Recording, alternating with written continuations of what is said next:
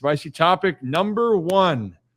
Guys, how do we want to start this? I guess there's some rumors circulating around Twitter or X or whatever the kids are calling it these days, Zach. Would it be considered a rumor at this point?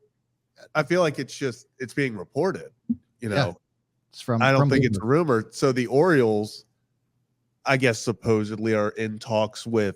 It's David. How do you say his last name? What's the correct? Rubenstein. Yeah. David Rubenstein to potentially purchase the Orioles. Anyone? Viola. I mean, just feel like the dramatic pause was warranted. Yeah, no, I would just. It almost seemed very fitting right there. Natural. Yeah, honestly, makes you think, what do you think? I know a lot of people have a lot of feelings. You would have felt like that was the hot news on the Twitterverse today, especially in the Baltimore community. Oh, Twitter was going bananas. It was a parade. People were parading like we won the World Series. It was crazy. I will say I haven't seen, especially in the offseason, like Orioles Twitter obviously has been like up and down, like active wise. Like today, everyone was back. Like it was one of those days where everyone was online partying as soon as this news dropped. Yeah, but here's the thing is everyone's partying and nothing's happened, by the way. I'm not trying to be that guy for everyone that's excited. It's just nothing's transpired, only that there was a report that the Orioles could potentially be sold. Let's go into it real quick. Yeah. As you're processing your thoughts, who David Rubenstein actually is. If you guys don't know who he is a co-founder of the Carlyle Group, one of the world's largest and most successful private equity firms, born in 1949. He's actually from the Baltimore area. There's also some rumors swirling around that like him and Monumental are working on some sort of, I guess, kicking the tires around the Nationals as well.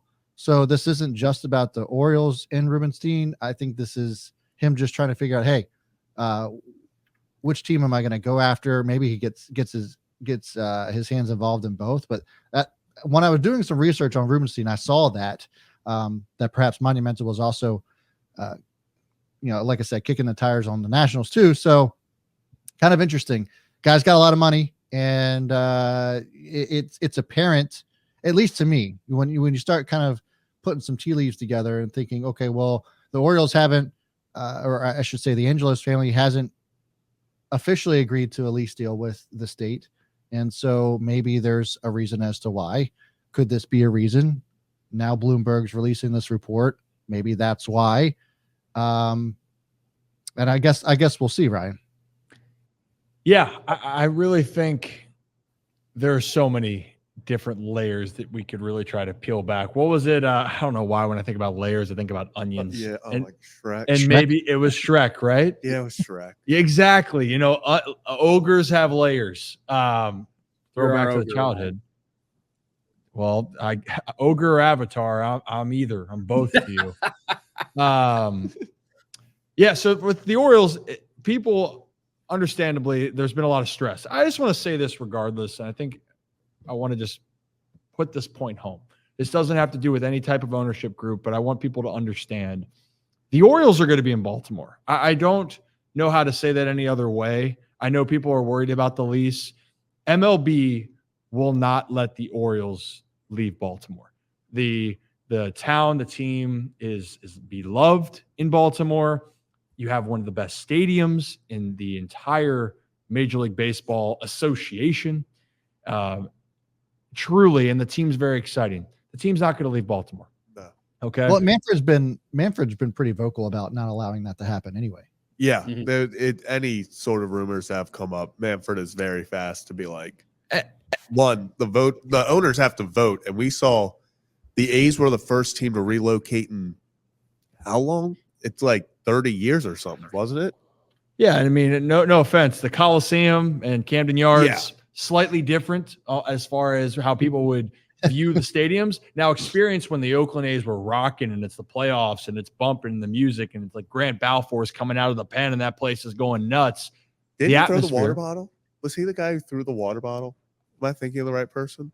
Potentially. I'm not exactly sure. Well, look it You up. think of a lot of things, but I while you know. look that up, just to drive home the point, yes, the Orioles are going to stay in Baltimore regardless of the situations that happen. Now, with Rubenstein specifically, it makes sense for a guy with two teams that there is going to be interest in, because the Nationals are, and people aren't talking about it, but there's a similar conversation that needs to be had for Washington as far as ownership and where things are moving. So it makes sense to do their homework. Obviously, with Rubenstein, I would guess it would mean even more to have an opportunity to be a part of the Baltimore Orioles organization. Just that would be my guess with it. But nevertheless, it definitely sparked more heat in, I guess about to say November, it's December. But I just don't want to I don't want people to get their hopes up. I'm not trying to be that guy, but there's so many more steps that need to happen before anything is to be progressed. Yeah, I And think they I'm even. glad you brought that up, because Bloomberg, this isn't the first time they put out an article about No, Rubenstein having interest in buying the Orioles or toying with the notion of buying the Nationals. Actually, August of 2022, it was billionaires Rubenstein and Ted Leonsis are eyeing MLB's Nationals and Orioles. So this isn't the first time this has been a topic of conversation. Until the wheels really start turning, until the Orioles are up for sale, I wouldn't get my hopes up. But I did see the buzz on social media today. It's funny, the fan base, they were definitely buzzing about it. But until, like I said, the wheels start turning, things start happening, then, it's not going to happen until it does, is basically what I want to say. Yeah, I mean, I think there was a reporter, maybe even in the article, it said something about like if everything were to progress at a good rate, it would be like they could get it done in the first half of the season. So it's not like this is going to be, oh, hey, we get this notification today, and then next Monday it's like, holy crap, the Orioles got sold. Like, even if it were to get to that point, this is months and months of drawn out process. I mean, we saw Dan Snyder selling the Commanders took forever. I mean, this is not something.